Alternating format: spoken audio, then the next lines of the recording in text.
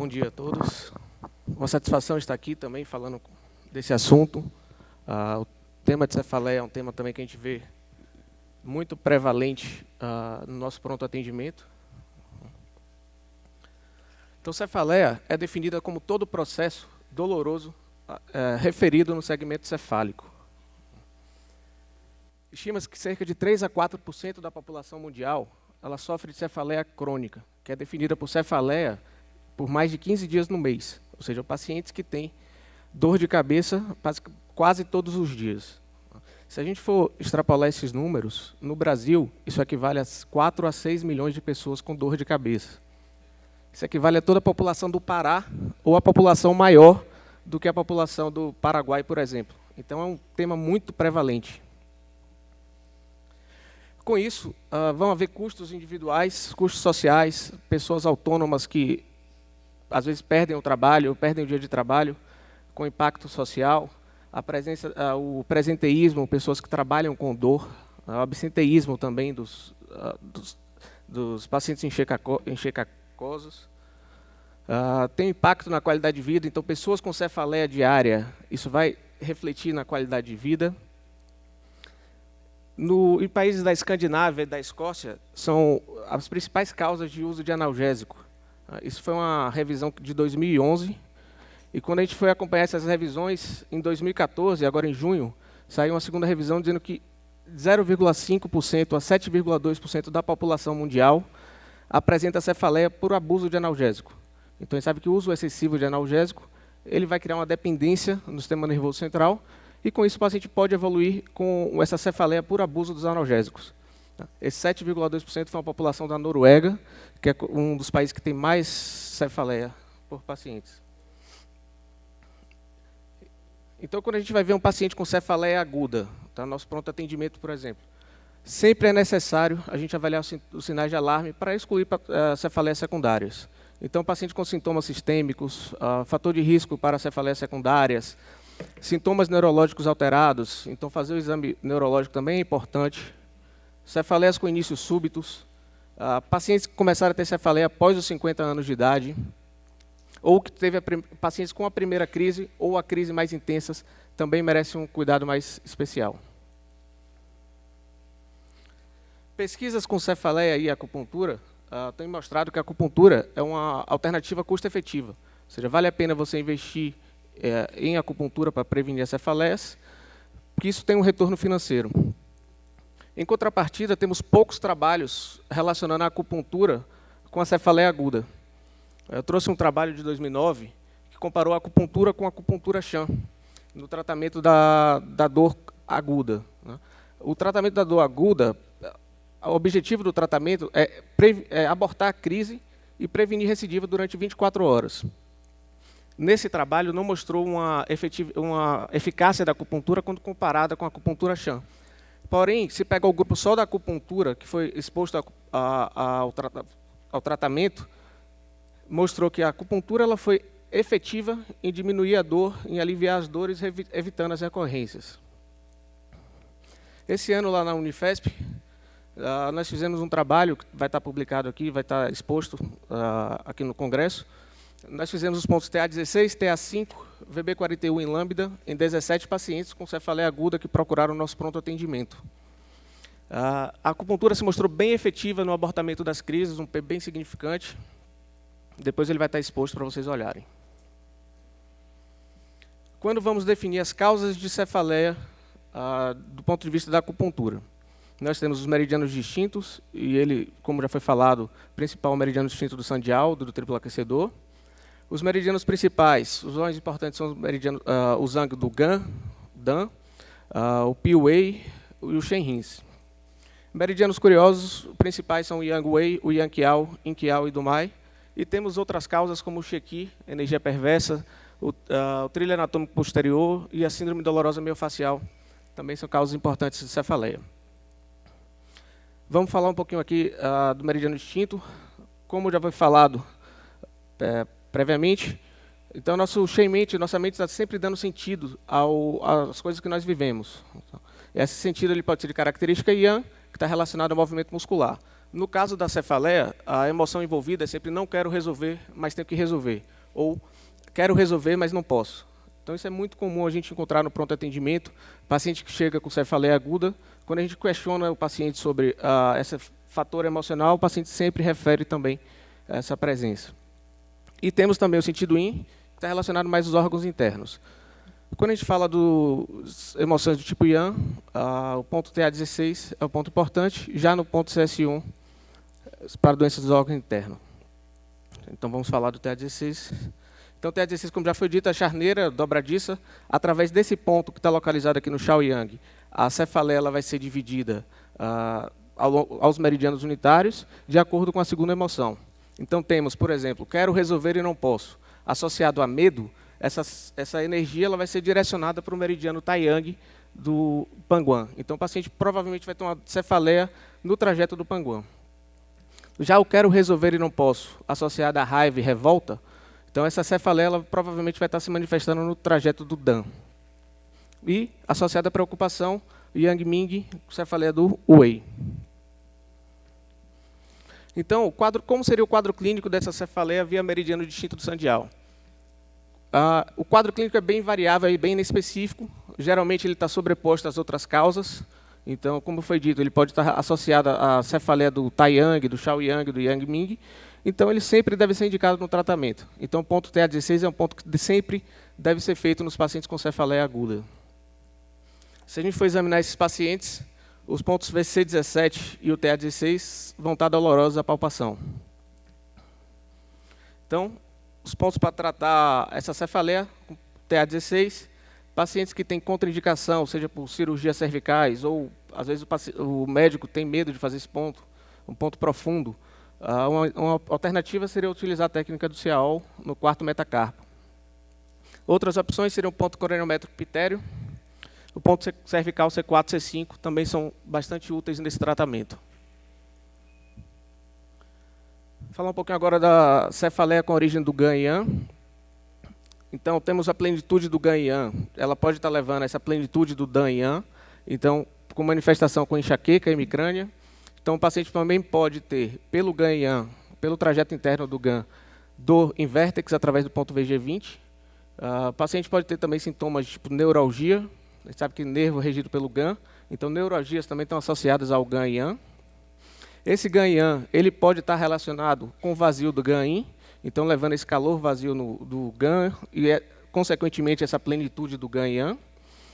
O que a gente observa é que muitos desses pacientes com essa plenitude do Gan, eles vêm com algum grau de rejeição intraútero. Então, uma alternativa que a gente tem seria a técnica do Quimental, ajuda bastante também nesses pacientes com cefaleia plenitude do Gan-Yang. A gente sabe que o Gan-Yang, ele é movimento madeira, então tem a característica do vento. Então, ele pode atacar qualquer outro meridiano, qualquer outras estruturas. Principalmente no caso da rejeição intrauterina também, é importante falar também do vazio Shenrins. Então, no caso de rejeição intrauterina, muitas vezes o paciente pode ter sintomas de matriz. As mulheres, sintomas de enxaqueca, dismenorreia, corrimentos vaginais, cefaleia catamenial, aquela cefaleia que aparece no período menstrual.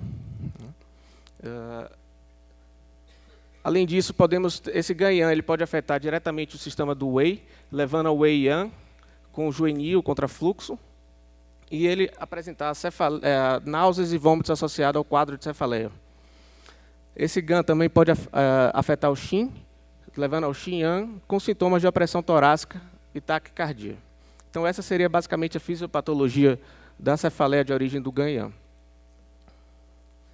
O quadro clínico dos pacientes com cefaleia do Gan-Yang, a cefaleia, pela característica Yang, geralmente ela vem com pulsátil ou a sensação de choque pela neuralgia. A localização é bem variável, a gente sabe que o meridiano do Dan ele pega tanto a região frontal, parietal, temporal, até a região occipital. Podemos também ter a cefaleia do vértex, como foi dito, pelo meridiano interno do Gan.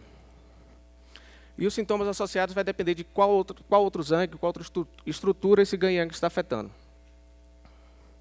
Ao exame, nós vamos ter os pontos Shu e Mo do Gan, bem dolorosa a palpação, então o F14 vai estar doloroso. Essa foto que está aqui em cima é para mostrar como a coloração, na projeção não ficou tão claro, mas assim, a região peribucal da paciente tem uma coloração azulada. A gente sabe que o meridiano do GAN ele passa por essa região. Então, essa coloração azulada na região perioral também pode estar sendo expressada através do GAN-IAN. Outra característica dessa foto, se vocês observarem a região da bochecha da paciente, o lado esquerdo está mais avermelhado que o lado direito. Isso também se reflete a presença do GAN-IAN.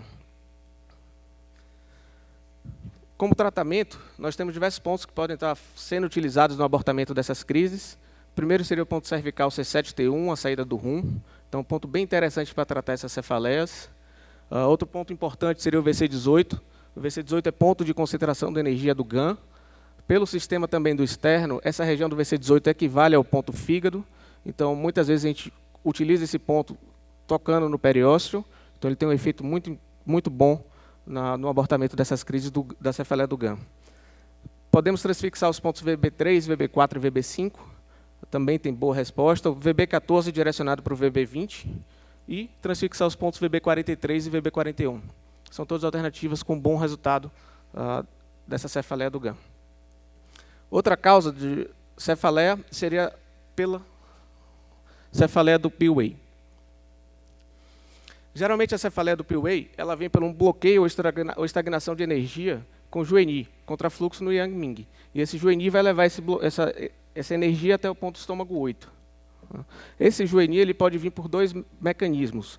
Ou o paciente vai vir tem um vazio do sistema Pillay, ou a presença do calor no estômago, do Wei-He. O vazio do Pillay ele está muito associado à alimentação desregrada, preocupação excessiva ou à própria plenitude do GAN-IAN. Já o Wei-He está associado à plenitude do GAN-IAN com o Ge-He. Então, essas cefaleias do Pillay, elas também costumam vir associadas às cefaleias do GAN, pela presença do GAN-IAN aqui na gênese do Wei-He e do vazio do Pillay.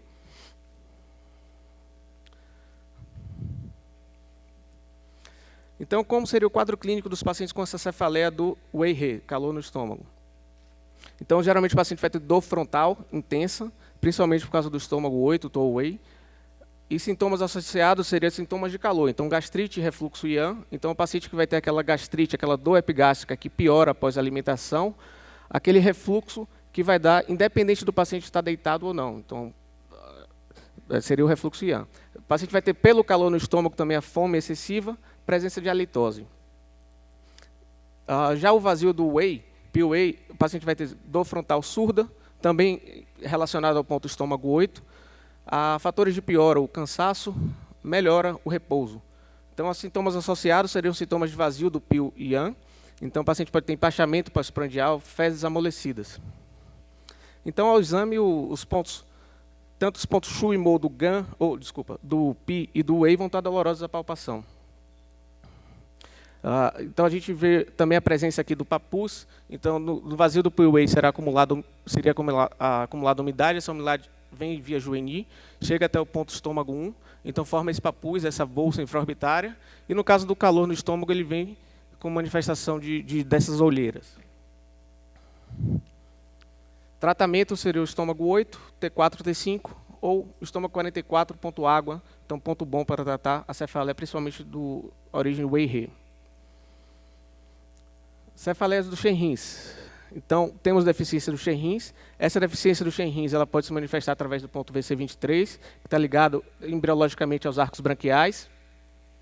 E isso vai levar a cefaleia occipital.